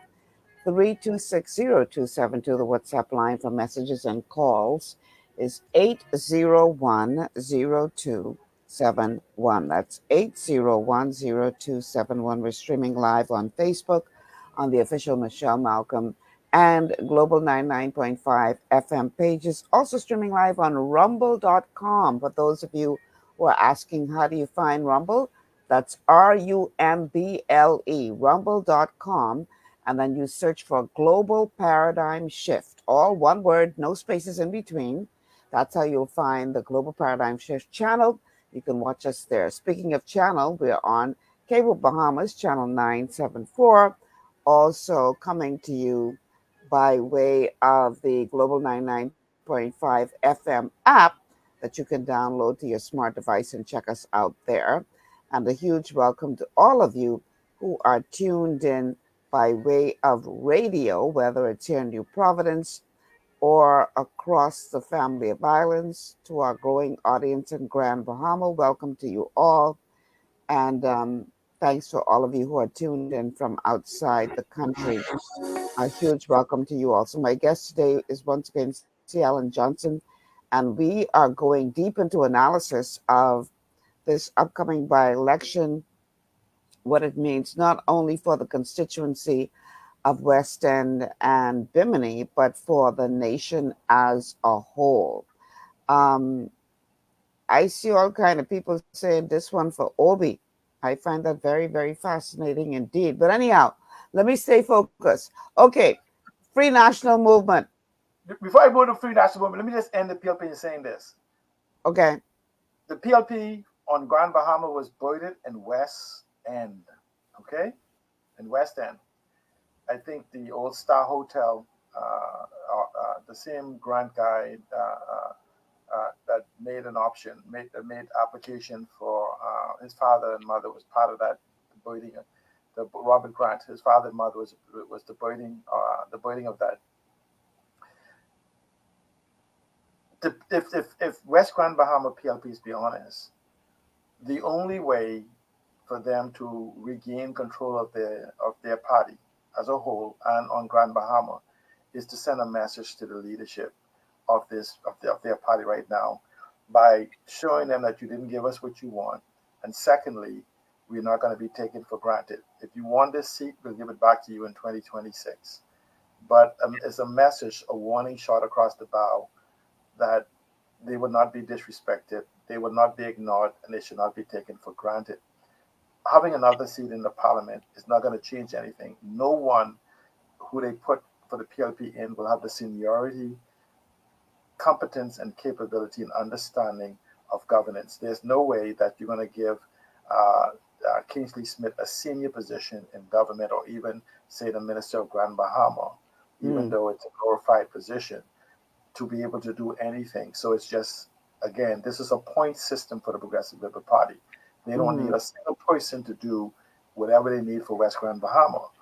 But it also gives a warning, it sends a warning to us. We go into the FNM. So just, and in the PLP, I say to them, if you want your party back and you want to not allow Obi's memory, my friend, to be disrespected, to simply say that we could find a substitute, a simple substitute, a simple marketing of his successes, of what he represents as part of a political ploy to make points. Vote FNM. You know, if you're going to choose between a fake FNM and a real one, vote for the real one, Ricardo Grant. I want to read a comment from coming in by way of WhatsApp. This says it's better to lose that seat with a new face than to get brand with an old face with a bad past. Another one says, I don't get it why people using this hold on. I don't get it why people using this. He was an F&M. How many of these politicians were from party to party? That statement is baseless. That's no grounds to use against him. Talking about the PLP candidate. But see, this is why I'm more about the misrepresentation of concerning what he believes. See, it's okay for me to say I subscribe to the PLP ideology, and I can make an argument as to why I support the F&M ideology, going back to when the Dissident 8 left. They left because their argument was that the PLP no longer represented what they said. The ideology they no longer represented. So the F&M took supposedly the purity of that ideology. Those Dissident 8 free PLPs supposedly took that purity of that ideology into the F&M. Now remember, they were not the only ones to leave the PLP. Others left the PLP that formed other parties that eventually some went back into the PLP and some merged within it to bring about what we now know as the F&M. The problem is we don't teach history. We make it seem as if though these parties came out of the blue, and this mislabeling of, the F&M is the UDP. Now I can tell you what happened though. The policies that both parties have maintained, at least for the last 30 years, has been that of the pre-independence grouping. So then they both must be UDP in action as opposed to name. And so we have to be honest with ourselves rather than allowing them to use these so-called intellectual facades to pit us against each other. And so, okay. So I'm just saying, for the PLP, for me, for Grand Bahama as a whole, we need to send a message to the PLP. Okay, so now let's analyze the F&M and why it would be good for them to lose or to win. Okay, this technically there is no. I hear people talking about, this will be a lead into the general election. Garbage. We are 3 years out from a general election at the longest, but more so 2 years in, because they're going to spend the last year campaigning. The F&M can save face by basically utilizing 8 Mile Rock as a tool to challenge the PLP to keep their word for what they promised for Grand Bahama, considering that 60% or more of the population most likely reside in West Grand Bahama. So the PLPs can use that as a tool to say, fix it or don't come back. But the F&M begin to have a tool which comes to our benefit of holding it in their face that you said you love Obi, because everybody knows this one is for Obi. I just wish the PLP would run and say this one is for the PLP and not exploit Obadiah Wilshcombe after oppressing him. But the FNM, this is a tool for the FNM. Let me just back up a little. There is no significant gain for the FNM as a party to win this seat or to lose this seat, because the political gamemanship on the external of the party has not begun yet. When we begin to happen, when Mr. Pintard begins to express his vision for the Bahamas based on the current circumstances where we are, what's now, what's new, and what's next. His ability now to then galvanize this new generation of thought leaders that we have in the country that hasn't begun yet. You may have heard a little sprinkling of some incarnations of where he would like to see the country to go and what we should be doing. But he has spent most of his time critiquing the missteps of the Progressive Liberal Party. They haven't done anything for him to praise the steps. So critiquing the missteps, and he hasn't yet begun to define a vision, because believe it or not, there is still movements in the FNM leadership. At least 3, no, it's 4, because there's one in waiting that wants the post that he holds. This is why you may have seen individuals who say, do not run in this election, because that's part of their strategy for their desire for leadership. You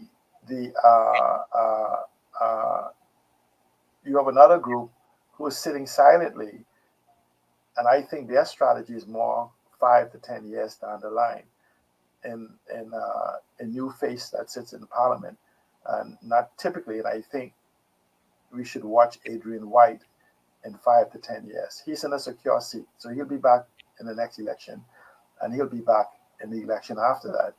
And I think we have a new demographics of individuals that would not reject what they did in Brent Simonet, the supposedly white face, and will look for competence in a new leadership. So I'm saying the dark horse in that room, excuse the expression, is the white guy.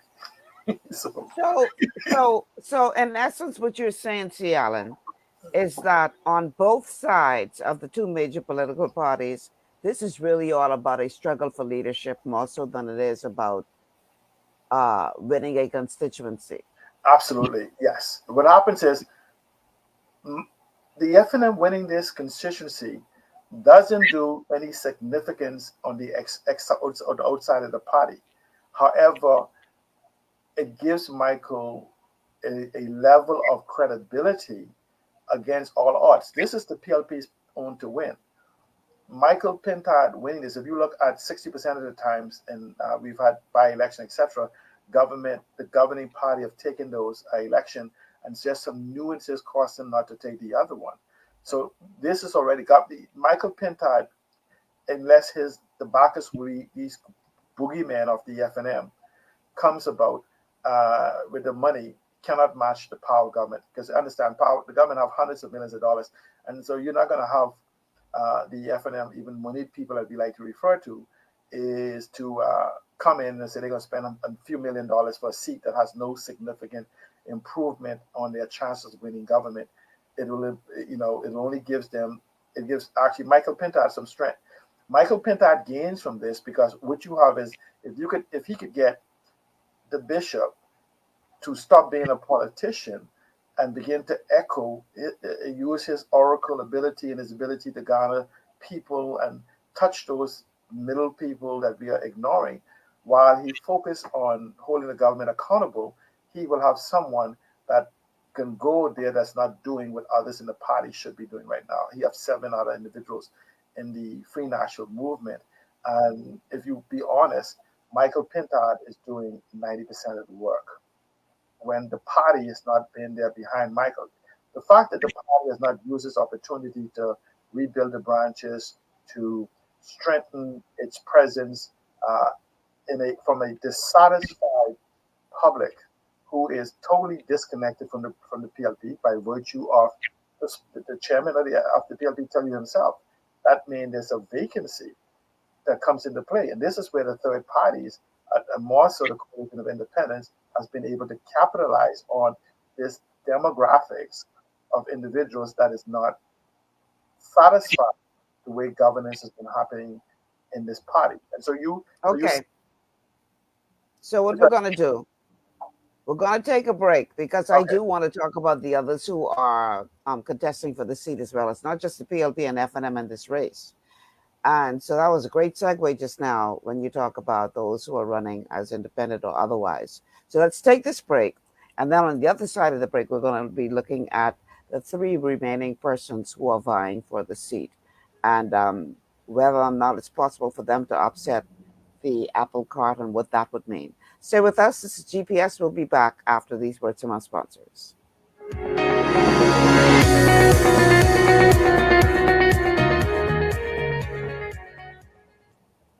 Global Paradigm Shift will return after this.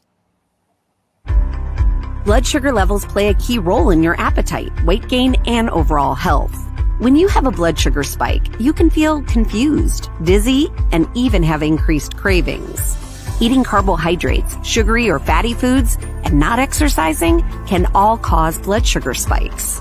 But now you have help in managing blood sugar levels. Sweeties by Longevity was designed to help support healthy blood sugar levels so you can power through your day. It's a synergistic blend of minerals, herbs, and nutrients that have been proven to support healthy blood sugar levels. Sweeties includes chromium, an essential trace mineral that's known for its contribution to healthy blood sugar levels and improved metabolism of carbohydrates, fats, and proteins. Cinnamon bark has been included for its naturally occurring antioxidants and support of a healthy heart. And we've even added gymnema. It's been used in Ayurveda for centuries to help promote healthy blood sugar. All the ingredients in Sweeties work together to give the best support available for blood sugar control. Sweeties, the blood sugar support supplement from Longevity that helps control cravings and manage blood sugar levels through your day. To learn more, contact your Longevity associate. Welcome to Sunshine Auto, the hardest place on the planet for rims, paints, and tires. We are your auto superstore for rims, Lexani, Azaras, Trueform, Western, Lux, Fuel, Tracklight, Tough, Rough Racing, Velocity, Mud, All-Terrain, and low-profile tires, cars, homes, and commercial window tinting. At Sunshine Auto, we put God first and customer is king. Blessed love. As you age, factors like health, weight, diet, and lifestyle can all impact your bones, joints, and general mobility. Even everyday exercise can lead to wear and tear on your body. Over time, you might start to experience stiffness or pain due to damaged joints or connective tissue. Ultimate Glucogel by Longevity was created to help you limit the effects of wear on your joints. It delivers a daily dose of collagen-rich gelatin your body needs for joint elasticity and maintenance. Ultimate Glucogel contains a 1-to-1 ratio of gelatin and glucosamine sulfate, which is a key building block of your bone matrix, cartilage, ligaments, tendons, and connective tissue. Gelatin's unique blend of amino acids not only help with muscle and joint health, but also has been shown to provide additional benefits for the brain, skin, and hair. Ultimate Glucogel. Natural, optimal daily support for joint health. To learn more, contact your Longevity associate.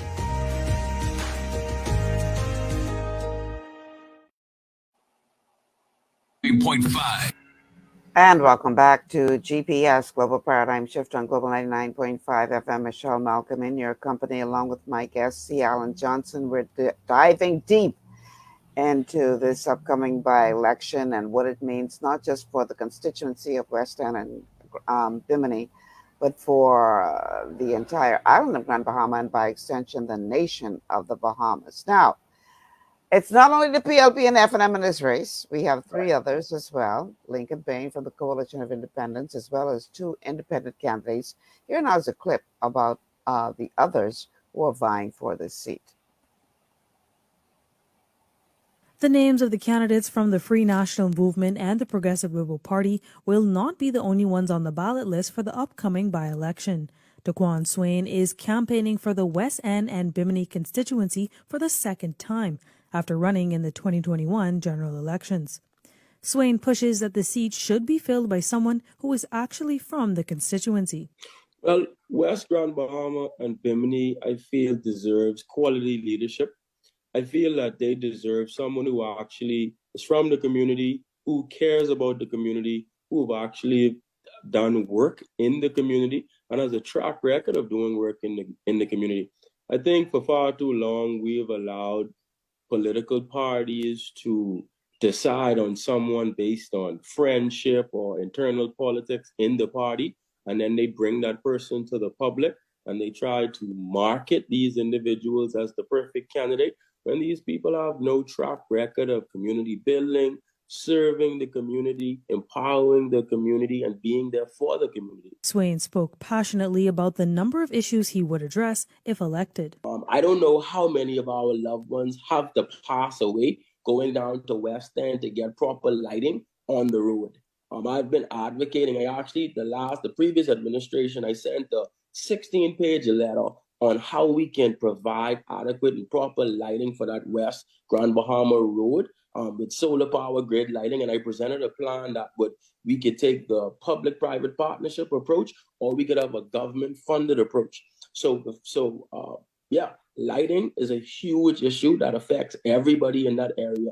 Again, we spoke about the housing issue that affects West Grand Bahama and Bimini. The roads has no reflectors, no cat eyes on the roads. This is also an issue that's present in Bimini. Also running independently is Ternille Burrows, a staunch children's rights advocate.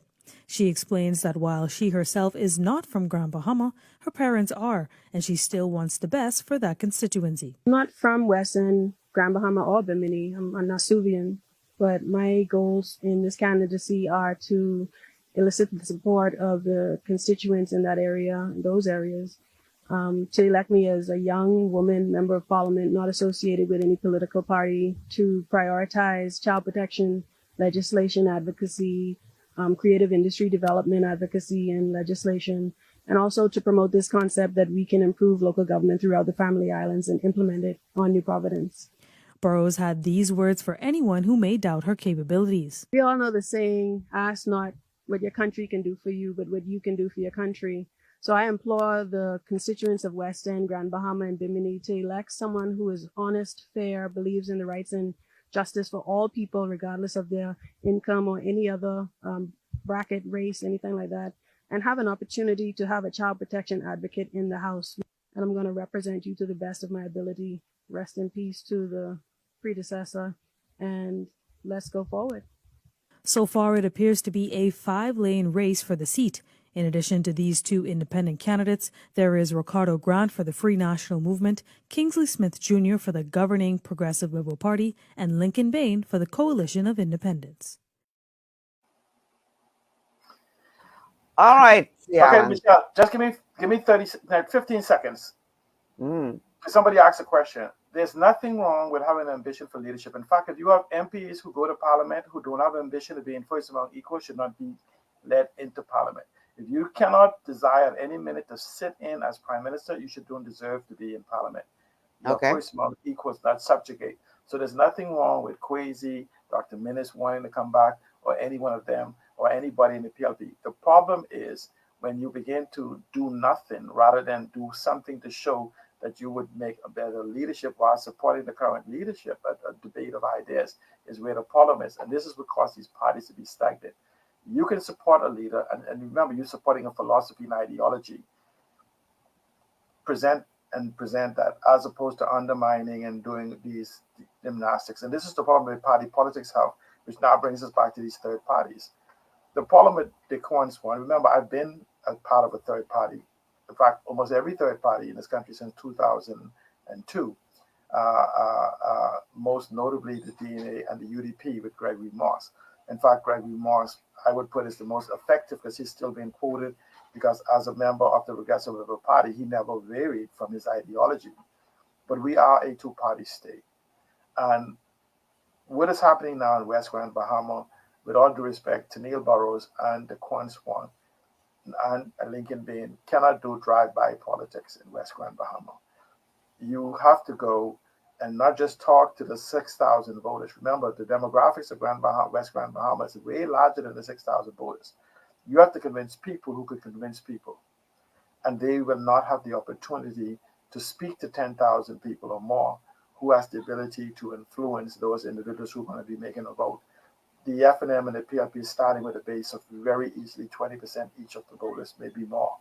And so if you imagine that in a five-way race, you have to win 20%. Well, these guys starting with 20%, how do you overcome that? And so you don't believe, in other words, that it's possible for them to appeal to those who may be upset with their party for various reasons, may not agree with the choice or whatever. They will vote for the other party or they will not vote. But yes, there'll be a few protest votes. But understand, you have to carry 20% of, in a five-way race across the post, you have to carry 20% of the, if all things being equal, 20% of the votes. But if you're running against a world-class sprinter, right, you can't have them start at the 20-yard line, you at the starting line, and then say you're going to beat them. That's the problem. There's been no underlying work that has been done to familiarize themselves with the actual voters and the people within that constituency. The demographic, I'm from West Grand Bahama in principle. You will not just showboat in West Grand Bahama and be accepted. You have to be a convincing argument because these are families. Forget the PLP and the FNM. In all respect, Ricardo Grant and Smith are related somewhere along the line in that respect. And all of 8 Maroc and West Grand Bahama is related from TCI, the Smiths, the Olshcombe, the Wilshcombes, the Hollingsworths, the Bartletts. All of them are intermarried, interrelated. So you have to overcome this family barrier as a stranger coming in, because in essence, you're telling the family that their family member is garbage juice because they're affiliated with another political party. So you basically, instead of coming with and educating with an idea, an ideology, a philosophy that you can convince people to buy into, you're telling them, like telling me my twin brother is garbage juice because I support the FNM, he support the PLP, and you're another party.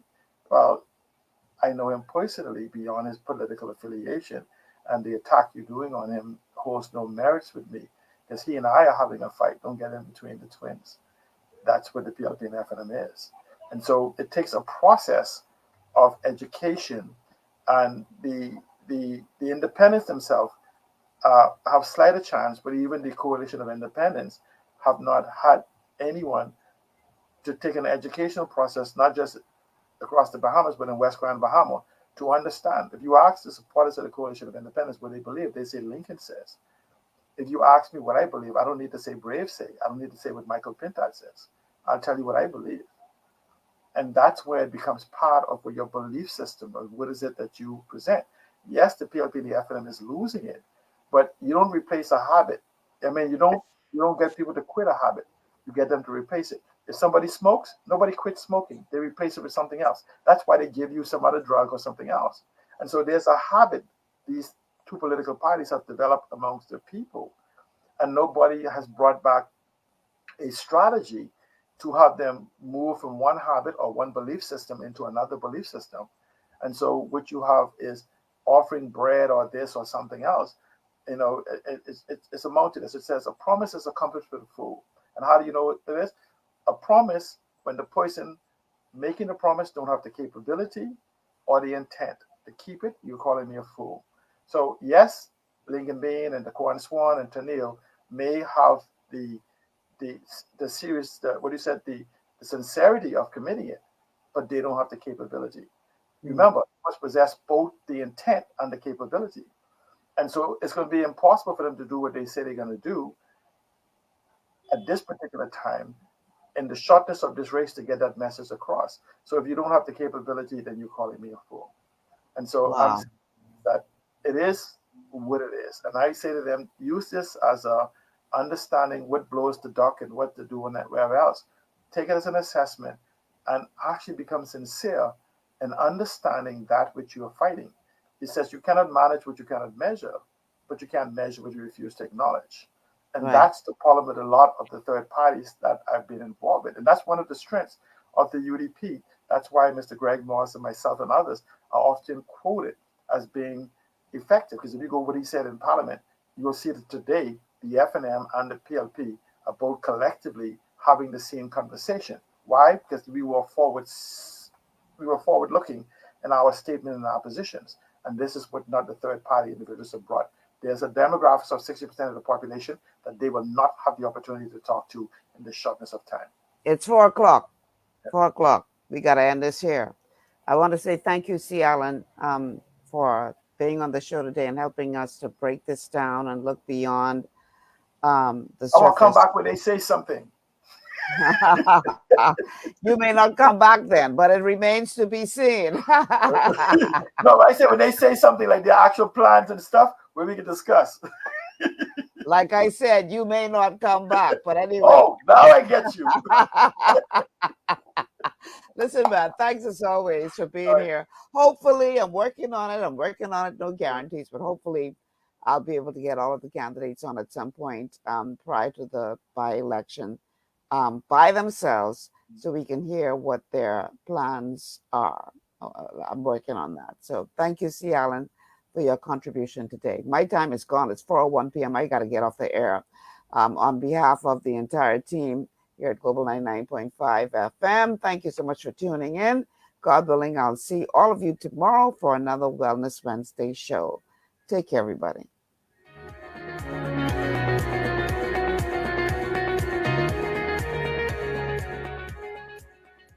Global 99.5 FM reminds our listeners that the views and opinions expressed on this show are those of the host and